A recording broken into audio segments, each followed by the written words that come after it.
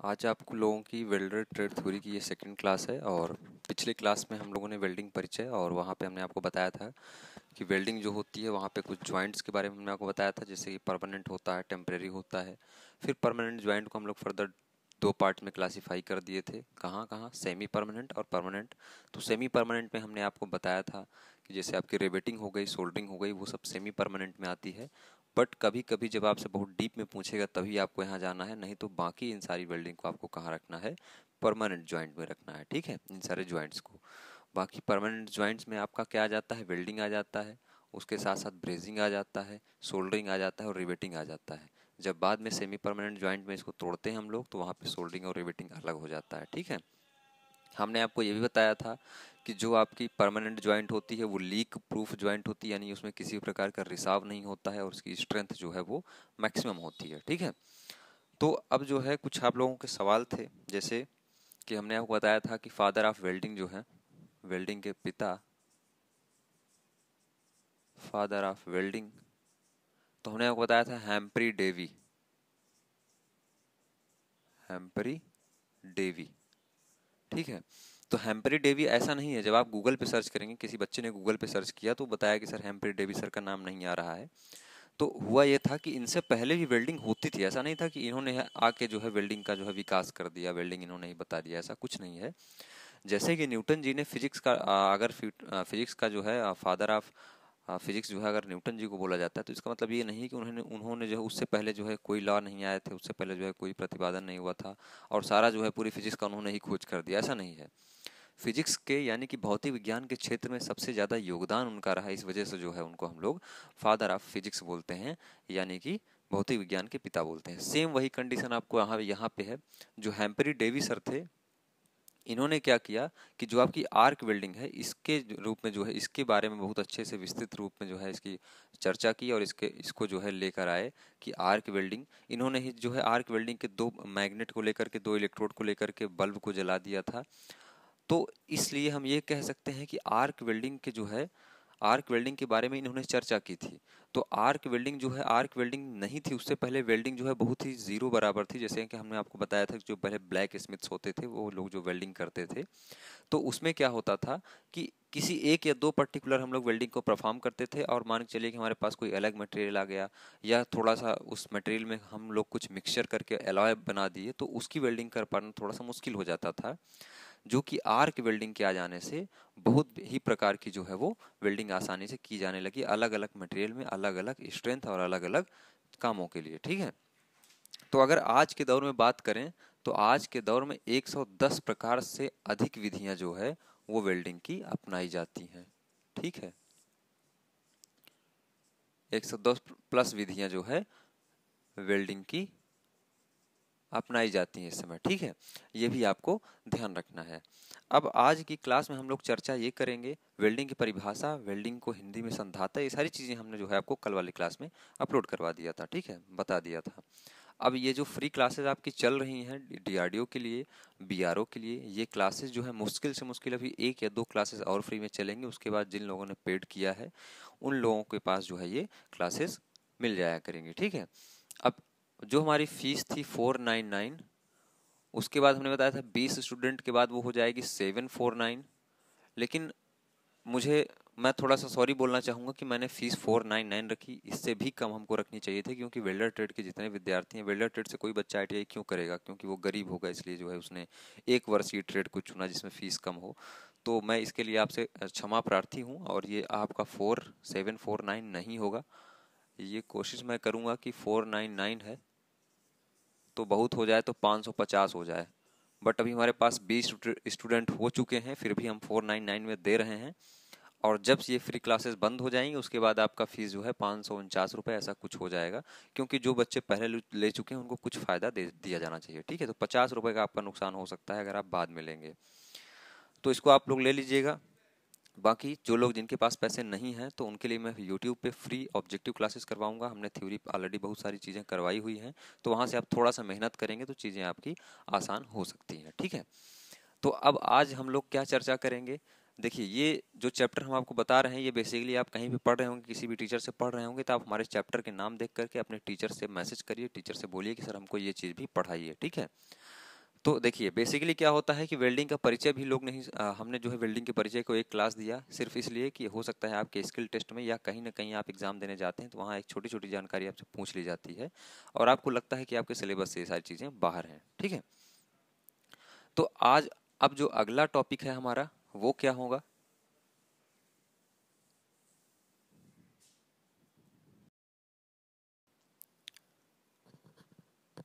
तो आज की क्लास में जो हम लोग डिस्कस करेंगे वो है कुछ, जैसे कि आप लोग पढ़ते हैं उससे पहले जैसे कोई टॉपिक है आपके सामने, पहला टॉपिक है आपने परिचय दिया, परिचय के बाद जो आप पढ़ रहे होंगे आप अभी कहीं पे तो वो पढ़ रहे होंगे सुरक्षा एवं सावधानियां, सुरक्षा और सावधानियां। लेकिन यहाँ पे इस चैप्टर को थोड़ा सा हम आगे खिसकाएंगे और इस परिचय और सुरक्षा सावधानी के बीच में 2 चैप्टर और डालना चाहेंगे। यहाँ पे कुछ वेल्डिंग सिंबल्स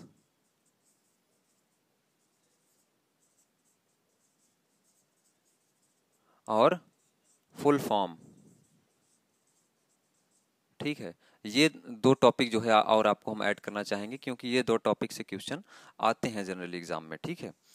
तो अब यहाँ पे हम अगर शुरू करें फुल फॉर्म, तो फुल फॉर्म में जैसे बेसिकली छोटी छोटी चीज़ें हैं जो अभी ओएनजीसी के एग्जाम में भी आया था, जैसे एडब्ल्यूएस क्या होता है, वहीं पे डीसीएसपी क्या होता है ना, एडब्ल्यूएस, डीसीएसपी, पीडब्ल्यूए, एडब्ल्यूसी, ये सब बहुत सारे फुल फॉर्म हैं जो आपसे एग्जाम में पूछ लिए जाते हैं और चीज़ें जो है वो डिफिकल्ट हो जाती हैं। तो सबसे पहले हम लोग देखेंगे एडब्ल्यूएस,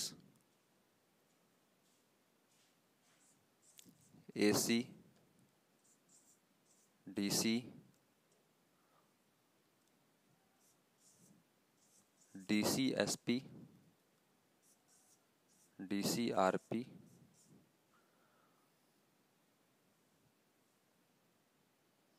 उसके बाद DC EP, DC EN, TIG, MIG. तो लाइट की समस्या थी, बार बार लाइट कट रही थी, इसलिए जो है थोड़ा सा आप लोगों को मुश्किल हो सकती है, तो बीच में मैं एडिट कर दूंगा फिलहाल वीडियो को। वो तो अच्छा हुआ कि वीडियो रिकॉर्डेड नहीं है, सॉरी लाइव नहीं है, रिकॉर्डेड है। तो मैं ट्राई कर रहा था कि आगे जो है लाइव जो भी वीडियोस आएँ वो लाइव रहेंगी, वो जो हम ऑब्जेक्टिव सेशन करवाएंगे, एमसीक्यूज करवाएंगे, तो पेन टैबलेट पे करवाएंगे तो थोड़ा सा स्मार्ट तरीके से रहेगा, तो ऑब्जेक्टिव लिखना नहीं पड़ेगा, क्वेश्चन उसमें आएगा, तो वो लाइव रहेगा आपका, ठीक है। क्योंकि यहाँ पे तो आपको बस थ्योरी का कॉन्सेप्ट क्लियर करना है। तो यहाँ पे हम लोग बात कर रहे थे जो फुल फॉर्म थे कुछ आपके, जैसे एडब्ल्यूएस को हम लोग क्या बोलते हैं, अमेरिकन वेल्डिंग सोसाइटी,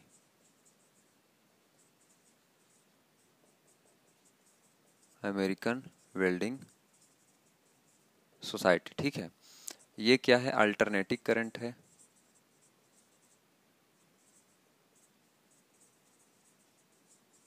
ये क्या है, डायरेक्ट करंट है,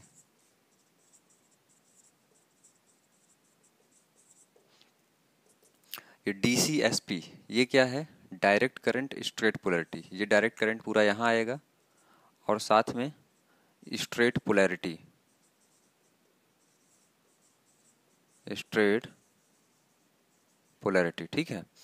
ये डीसीएसपी क्या है, ये डायरेक्ट करंट पूरा पूरा यहाँ आएगा और ये क्या हो जाएगा, रिवर्स पोलैरिटी हो जाएगा,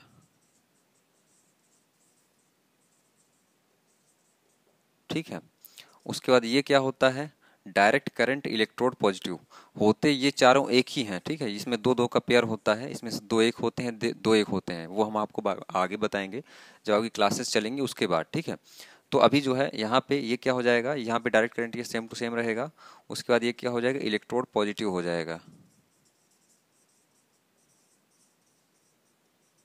इलेक्ट्रोड पॉजिटिव हो जाएगा। वहीं पे ये क्या हो जाएगा, डायरेक्ट करंट इलेक्ट्रोड नेगेटिव हो जाएगा। उसके बाद टिक के बारे में आप लोग जानते ही होंगे, tungsten inert gas, tungsten inert gas. MiG क्या है, metal inert gas,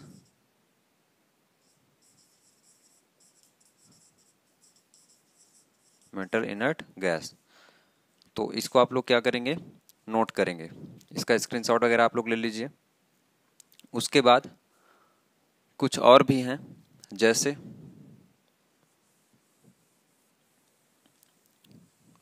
submerge arc welding हो गया आपका, इलेक्ट्रो स्लैग वेल्डिंग हो गया, इलेक्ट्रो गैस वेल्डिंग हो गया। तो ये सब बीच में जब हम कहीं पे यूज़ करेंगे, बात करेंगे, शॉर्टकट बात करेंगे, तो आपको ये याद रखना है, इसको आप नोट करेंगे। उसके बाद वहाँ पे आपको आसानी होगी और यहाँ से क्वेश्चन जो है वो डायरेक्ट पूछे जा सकते हैं। हालांकि मैं ये भी कर सकता हूँ कि जो वेल्डिंग के शॉर्टकट हैं वो आपको ना बताऊँ, जैसे कि इलेक्ट्रो स्लैग वेल्डिंग हो गया, प्लाज्मा आर्क वेल्डिंग हो गया, ये सब जब आप वेल्डिंग पढ़ेंगे तो वहाँ पे आप लोगों को पता चल ही जाएगा, क्योंकि वहाँ पे मैं आपको लिखवा दूंगा। तो यहाँ पे मैं कोशिश करता हूँ कि जो भी इम्पोर्टेंट है वो आपको बता दूँ। तो जैसे क्या है, CAW, उसके बाद ESW, EGW, उसके बाद PW। तो CAW क्या है, कार्बन आर्क वेल्डिंग।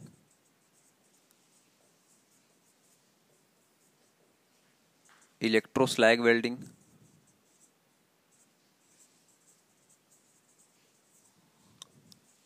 ये क्या है, इलेक्ट्रो गैस वेल्डिंग।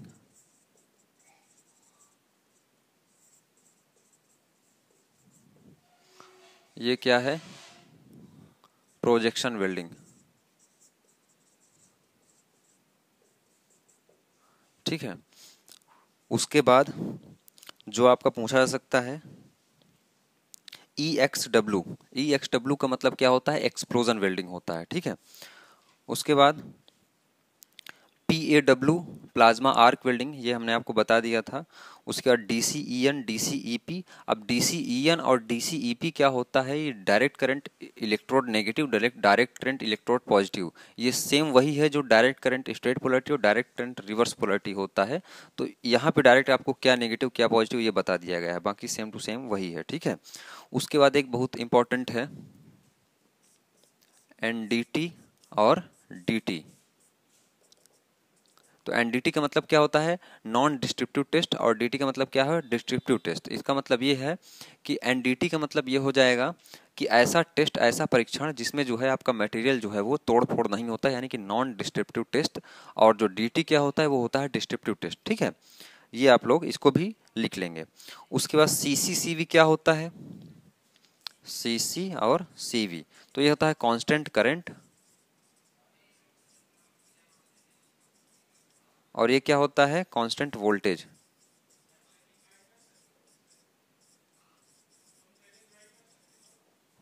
ठीक है। उसके बाद ब्रिटिश स्टैंडर्ड BS होता है। वहीं पे एक बहुत इंपॉर्टेंट है HAZ। ठीक है। HAZ आप लोग ध्यान रखेंगे, ये वेल्डिंग का बहुत इंपॉर्टेंट टर्म है। Heat affected zone, heat affected zone. ठीक है। उसके बाद American national standard institute, ANSI। ठीक है। ANSI क्या है, अमेरिकन नेशनल स्टैंडर्ड इंस्टीट्यूट हो जाता है। उसके बाद ASM क्या है, अमेरिकन सोसाइटी ऑफ मेटल हो जाता है, ASM,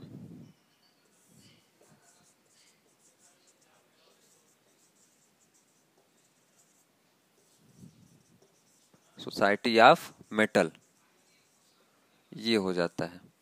तो इतने फुल फॉर्म लगभग लगभग आपको बिल्कुल याद रहने चाहिए, जो आपके एग्जाम में डायरेक्टली पूछे जा सकते हैं। अगर आप कहीं पे पढ़ रहे हैं, किसी से पढ़ रहे हैं, तो उनसे ज़रूर कहिए कि सर एक बार एक जगह पे हमको जो है फुल फॉर्म आप जरूर लिखवा दीजिएगा।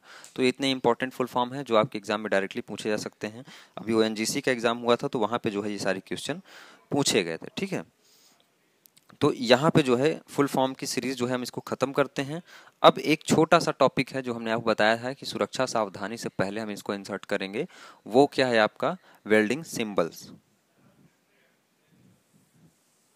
वेल्डिंग सिंबल्स के बारे में थोड़ा सा हम लोग अभी चर्चा करेंगे कि वेल्डिंग सिंबल्स की ज़रूरत क्या है। अभी आपको लग रहा होगा कि हम लोग ये सब पढ़ क्यों रहे हैं, तो ये सब क्वेश्चन जो है ये भी बहुत सारे एग्जाम में आप लोग देखेंगे, जब मैं प्रीवियस ईयर ऑब्जेक्टिव करवाऊंगा तो वहाँ आप देखेंगे सारे क्वेश्चन पूछे जा सकते हैं, ठीक है, पूछे जाते हैं और डीआरडीओ में पूछा जा सकता है।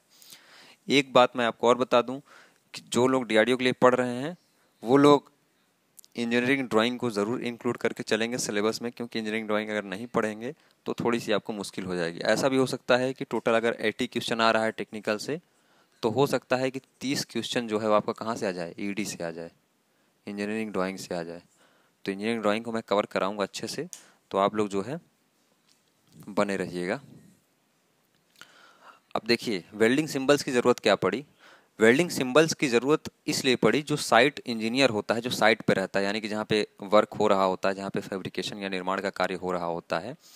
तो जैसे मान चलिए कि कोई हमको प्रोजेक्ट बनाना है, ठीक है, बहुत बड़ा जो है प्रोजेक्ट बनाना है, बहुत बड़ी सी चादर है, उसमें बीच बीच में हमको चीज़ें जो है यहाँ पे वेल्ड करना है, वहाँ पे वेल्ड करना है, कौन सा वेल्डिंग करना है, सारी चीज़ें जो है किसी व्यक्ति द्वारा बताने से जो है बहुत टाइम कंज्यूम होगा। जैसे कोई आदमी आपके पास आए, कोई व्यक्ति आए और आप कारखाने में काम कर रहे हैं और आपसे ये बोले कि ये पूरी चादर मैं आपको इतना बड़ा प्लेट दे रहा हूँ, इस प्लेट में इस जगह पे आपको स्पॉट वेल्ड कर देना है, इस जगह पे फिलेट कर देना है, यहाँ पे ग्राइंडिंग करना है, यहाँ पे ये करना है, तो उसको बताने में लगभग 1 घंटा लग जाएगा, और बड़ा काम है तो और टाइम लग जाएगा।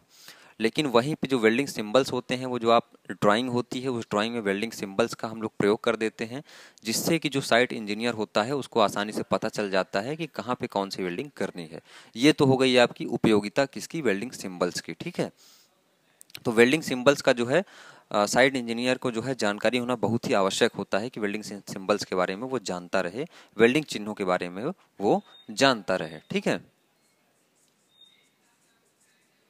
बिल्डिंग सिंबल्स, ठीक। अब वेल्डिंग सिंबल्स में सबसे पहले अगर हम लोग बात करें तो कुछ आपको बता रहे हैं, जैसे ये होता है फिलेट। ये क्या होता है, फिलेट होता है। उसके बाद ये होता है कनकेव, ये होता है कन्वेक्स, उसके बाद ये होता है फ्लैट, ठीक है। अगर कहीं पे इस टाइप से बना हुआ है तो इसका मतलब है बीड। बीड का मतलब आप लोग समझ रहे होंगे, जो वेल्ड बीड होती है। जैसे कि वेल्डिंग, मान के चलिए कि ये दो मटेरियल, दो प्लेट है छोटी छोटी, इसको आपस में क्या करना है, आपको जोड़ना है, तो यहाँ पे हम लोग वेल्ड बीड चढ़ा देते हैं, ठीक है। तो वही चीज यहाँ पे बनाया हूँ, तो ये क्या है, ये बीड हो गया। वहीं पे आगे और देखते हैं तो स्पॉट और plug,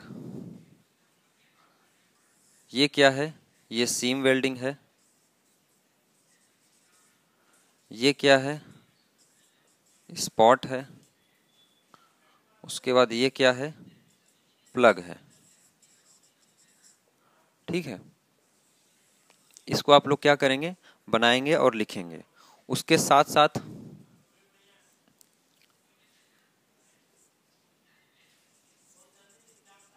groove we join we,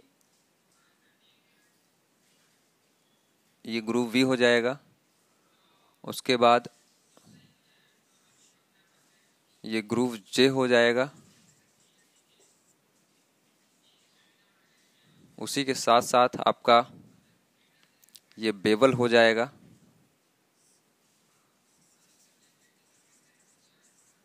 ठीक है। उसके बाद क्या छूट रहा है आपका, आपका छूट रहा है फ्लैट, कनकेव, कन्वेक्स हो गया है, स्क्वायर बट और आपका यू बट। तो यू बट का सिंबल जो रहेगा वो इस प्रकार से रहेगा, तो ये रहेगा सिंगल यू बट। वहीं पे ये और ये क्या हो जाएगा, डबल यू बट हो जाएगा, ठीक है। उसके बाद ये क्या हो जाएगा, सिंगल वी बट। ये क्या हो जाएगा, डबल वी बट हो जाएगा।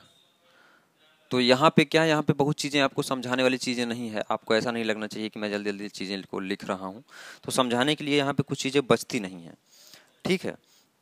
उसके बाद अब हम लोग आ जाते हैं किस पे, स्टड और सीलिंग रन। तो ये होता है स्टड, और ये होता है सीलिंग रन। ठीक है, तो ये सारे सिंबल आप याद रखने हैं। उसके बाद स्पॉट, सीम और स्ट्रिच।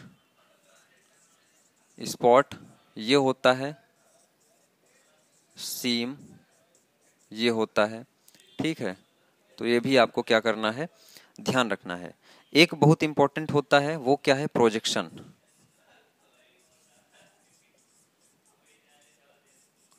ठीक है, और एक होता है ये, इसको बोलते हैं हम लोग वेल्ड ऑल अराउंड।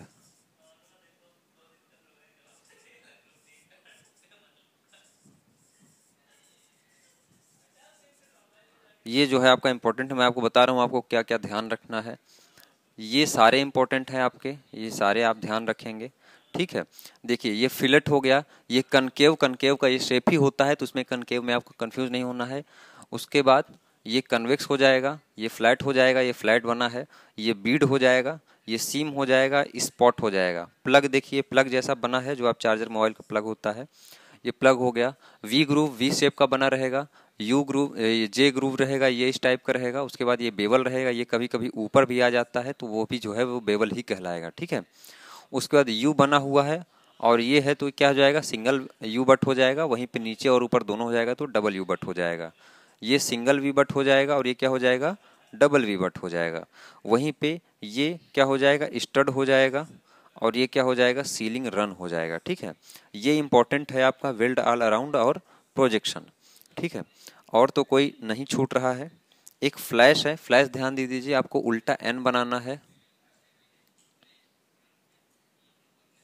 ये क्या है, फ्लैश है।